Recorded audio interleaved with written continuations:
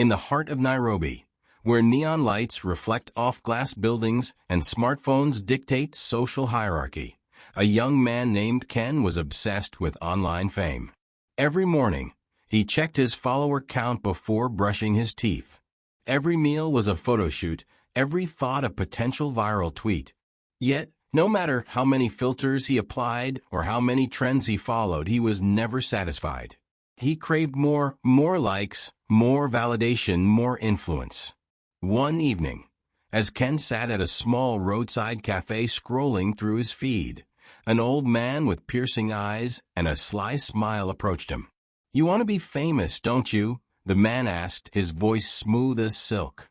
Ken hesitated, but the promise of what he desired was too strong to ignore. "Who are you?" Ken asked. "A giver of what people truly want," the man replied. "I can make you the biggest name on the internet.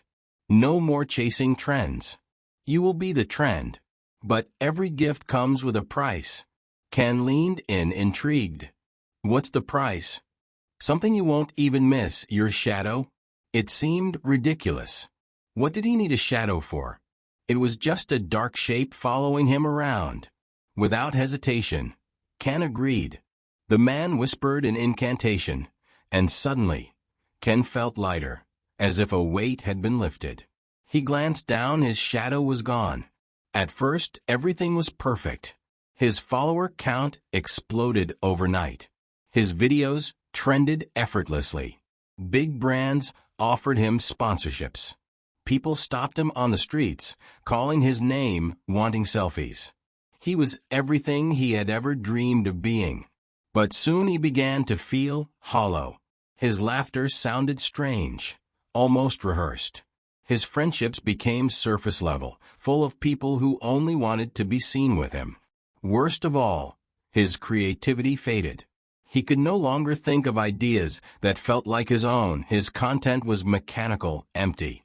One night, as he scrolled through his phone in the eerie glow of his screen, he noticed something disturbing.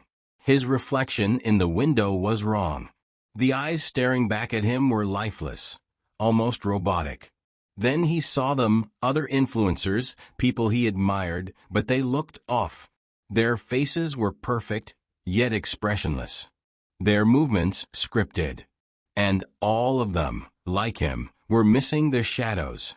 Realization struck him. The old man had not just taken his shadow.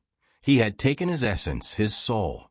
And he was using it to create an army of influencers, hollow and controlled. Their real selves trapped somewhere in the depths of the digital world. Determined to reclaim what he had lost, Ken embarked on a journey through the underbelly of the internet, searching for the mysterious old man. He navigated eerie chat rooms filled with digital ghosts, broken influencers whose real selves had been erased. He fought through algorithmic mazes designed to keep him trapped in a cycle of endless scrolling.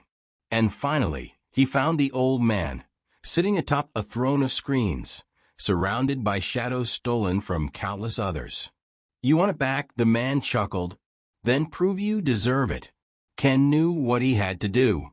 He pulled out his phone and, for the first time in years, created something real. A piece of content that wasn't for likes, wasn't for trends, but simply for the joy of creating. A heartfelt story. A song hummed from his childhood, a picture of the sunset with no filter. And as he posted it, he felt something shift. The old man screamed as the shadows around him broke free, rushing back to their rightful owners. Ken's shadow returned to him, and with it a flood of emotions, true laughter, real friendships, genuine inspiration. His follower count plummeted. His sponsorships disappeared. But for the first time in his life, Ken felt whole. He walked away from the world of viral fame, choosing instead to create for the love of it. And though the world forgot his name, he never forgot the lesson he had learned. The truest form of influence isn't measured in likes, but in the lives we touch with authenticity and purpose.